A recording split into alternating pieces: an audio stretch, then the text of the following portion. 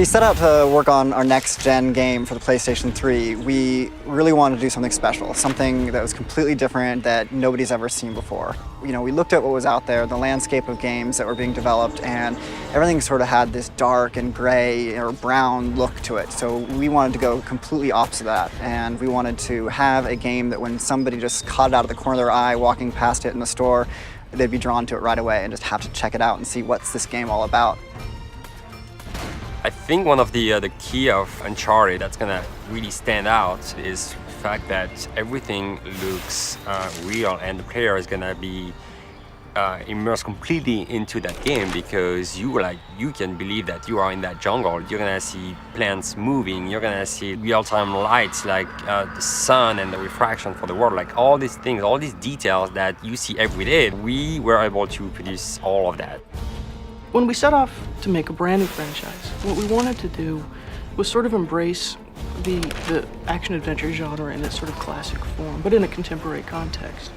So we looked at a load of those matinee serials from the 30s, lots of chases, running around looking for treasure, unlikely allegiances with a whole crazy cast of characters, lots of narrow escapes and risky situations. So we took all of this stuff and then started to look at how we might be able to reinvent it for the 21st century. With the look of Uncharted, we wanted it to stand out from all the other games that are being developed of the next generation consoles. We wanted it to have this lush, organic feel. We didn't want to have the same gritty and dark corridors that so many of these games have you running around shooting aliens and fighting monsters in. We wanted you to be in this lush, tropical jungle that really immersed you and made you feel like you could feel the moisture in the air. It's a stylized reality, and there's a little bit of vividness in the colors that we're choosing, and everything's got this sort of larger-than-life quality. Naughty Dog has a legacy to try and put its mark in the art world and in games. So shapes and color both have a lot to do with the readability of an environment, leading the player into an environment, and how you're supposed to feel inside of that environment. So with the power of the PlayStation 3, we really felt like we could create environments that were believable and authentic. So we did a lot of research and tons of photo reference, but we also tried to put a twist on it and give it our own style. So our concept artists would take these photos and embellish them and really set the direction for the overall look of Uncharted. We invested a lot of time in our rendering engine to make sure that the differences in texture between a glossy palm frond and the rough surface of some stone would really be a good, clear read for the player and just lend all of this believability to the environment. We always try to have some things that in a game that never been done before. Water was one of them, and we are really happy because it adds a lot to the realism of our jungle. Whether it's ocean, whether it's a river, a stream, a puddle, a waterfall, we really wanted to make sure that, you know, water was everywhere and that we were going to try to display it in a way that was never possible before on a previous generation of hardware.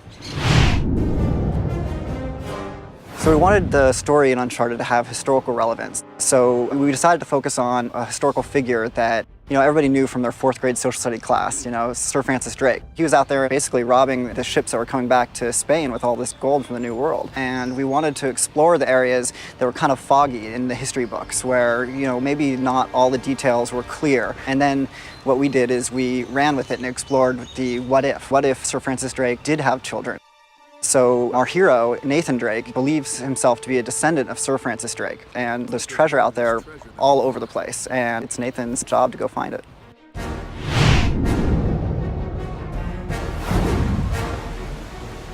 So the gameplay in Uncharted is unique. We really wanted to bring together elements that were in other games, but combine them in a way that you've never seen in a single game before. So we have 3 pillars of gameplay. We have our traversal or platforming mechanics that, you know, we've explored heavily in our past games in Crash Bandicoot and Jak and Daxter. But we wanted to combine that with some really fast action over-the-top gunplay and then mix it in with the hand-to-hand melee combat as well. A combination of mechanics and interactions that, you know, you really haven't seen put together in the same way ever before. My main focus on making Uncharted was gameplay, was how does the game feel? How does the game interact with the player? How does the world interact with the player? How enjoyable is the game? What's the fun factor on the game? And if it isn't fun, we try again. We come up with something new and and do it again. We iterated hundreds of times on almost every major mechanic in the game. Our first several attempts at Drake looked fantastic, just like the final product, but they didn't feel good. It has to feel like a Naughty Dog game. It has to be on a dime, responsive. It requires just a lot of back and forth between a programmer and an animator.